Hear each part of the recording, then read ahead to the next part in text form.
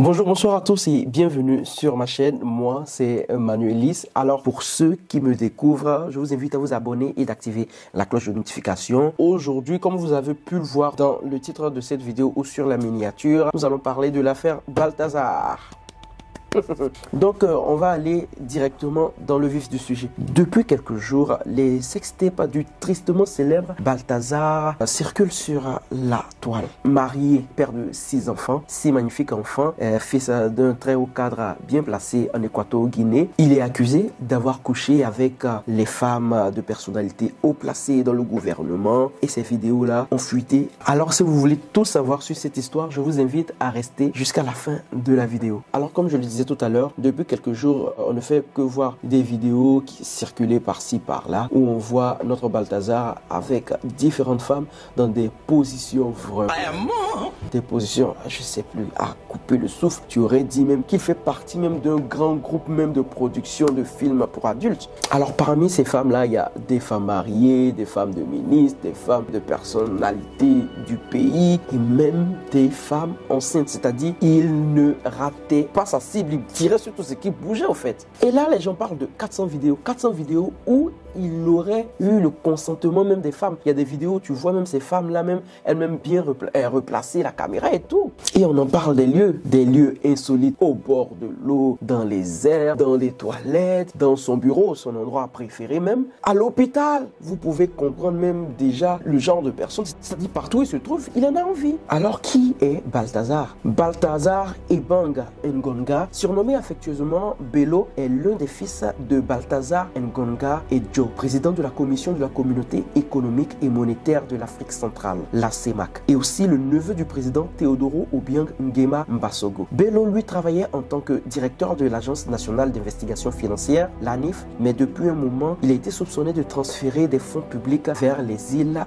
Caïmans. C'est ainsi qu'une enquête a été ouverte contre lui depuis un bon moment et a conduit à son incarcération à la prison Black Beach de Malabo. Alors, lorsqu'il allait en prison, Bello s'est vu confisquer son ordinateur, ses téléphones pour complément d'enquête. Mais au lieu de retrouver les traces des virements vers ses comptes offshore aux îles Caïmans et autres, ils ont plutôt retrouvé un serveur de vidéos vraiment compromettantes. C'est-à-dire que là même, à prendre même toutes ces vidéos-là, on pourrait même créer un site complet même seulement que pour ça. Le nom du site serait Your Wife. Yeah, Your Wife. C'est-à-dire ta femme. C'est-à-dire...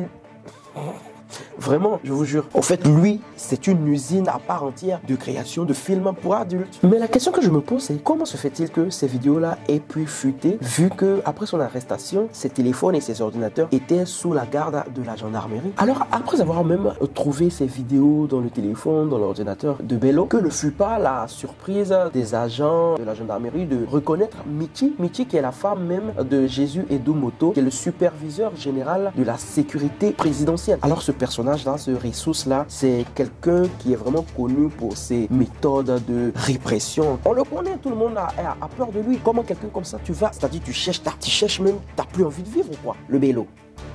Je sais plus. Alors, parlant un peu de femmes, de personnes influentes dans le pays, je vais vous donner la liste des femmes présumées avec qui il a eu à faire des bails. Il y a la femme du superviseur de la sécurité présidentielle, la femme du procureur de la République, la femme du directeur général de la police, certaines femmes de ministres et même des femmes de ses proches. Certains parlent de la femme de son frère cadet, de son petit frère et de son oncle. Eh oui, jusqu'à là. Alors, il faut dire que la situation de Bello Balthazar est devenue intenable et les autorités envisagent de le transférer d'une prison à sécurité maximale, soit pour le protéger d'éventuelles représailles d'Edomoto Ressources dont l'honneur a été publiquement bafoué, soit pour éviter une tragédie, le fait qu'il saute la vie ou un truc de ce genre-là. Alors, il faut le dire, tout le pays est dans l'indignation et consterné. Et là, le gouvernement a eu à faire des sessions extraordinaires, des réunions vraiment, parce que trop c'était trop. Ça commençait à prendre des proportions pas possibles. Et comme solution, le vice-président de la Guinée équatoriale, Théodoro Nguema Obiang Nguema, a annoncé lundi vendredi 4 novembre sur son compte X que le gouvernement allait procéder à la suspension immédiate de tous les fonctionnaires qui ont eu des relations sexuelles dans les bureaux des ministères, car cela constitue une violation flagrante du code de conduite et de la loi sur l'éthique publique. Entre-temps, le fait que Balthazar ne se protège pas dans toutes ses vidéos a intrigué plus d'un et les internautes ont commencé à parler d'une affaire d'infection volontaire, que Balthazar voulait propager le VIH. C'est ainsi que le procureur Anatolio Nzanga lui-même, il a assuré à la télé que si les examens médicaux, parce qu'ils ont commencé à faire une enquête sur ce fait-là, sur le fait que notre Balthazar ait le sida, et ils ont commencé à faire des enquêtes. Et le procureur général de la République a dit à la télé que si les examens médicaux révélaient qu'il était infecté d'une maladie sexuellement transmissible, il serait poursuivi de délits contre la santé publique et ça ferait qu'il prendrait cher. Donc depuis ce lundi 4 novembre à 8h, WhatsApp en Guinée équatoriale a été bloqué. On ne peut plus faire d'envoi de fichiers ni télécharger des fichiers. Alors cette censure, d'après le gouvernement, vise à stopper la diffusion des vidéos de Bello et de contrôler l'information pour éviter vraiment la déstabilisation, tout ça. Vraiment, il faut dire qu'il y a certaines personnes qui utilisent ça à des fins politiques. Donc voilà, ils veulent stopper tout ça. Le fait qu'ils aient bloqué WhatsApp a indigné les populations parce que il s'agit au fait d'une atteinte à la liberté d'expression des gens, une atteinte d'utilisation même de leur propre téléphone qu'ils ont payé et tout. D'après eux, ça reflète la peur qu'a le régime actuel face à la vérité. Parce que alors l'affaire Balthazar actuellement divise l'opinion publique.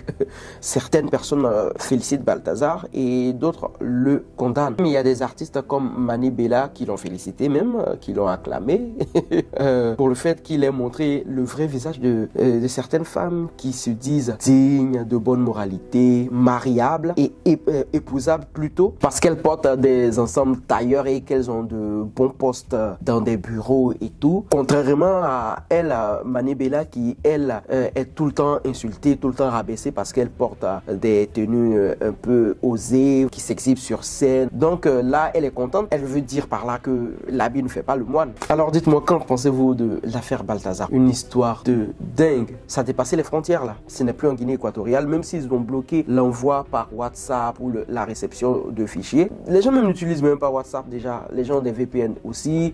C'est déjà arrivé au Nigeria, c'est déjà arrivé au Ghana. En Côte d'Ivoire là, c'est la totale dans presque tous les pays. Donc déjà, je ne sais pas ce que le gouvernement veut interdire, mais ça a fuité, ça a fuité. Donc voilà, c'est la fin de cette vidéo. J'espère que j'ai eu à vous donner quelques informations importantes et on attend la suite de cette affaire-là pour voir qu'est-ce qui va se passer, s'il est vraiment atteint du sida comme on le dit ou si ce sont de fausses rumeurs et aussi la suite parce que déjà c'est notre affaire à tous maintenant et on veut savoir s'il a vraiment détourné les milliards. Donc je vous dis bye bye et n'oubliez pas de vous abonner, de partager la vidéo, de liker, de commenter et de dire votre ressenti en commentaire. Merci beaucoup et à la prochaine.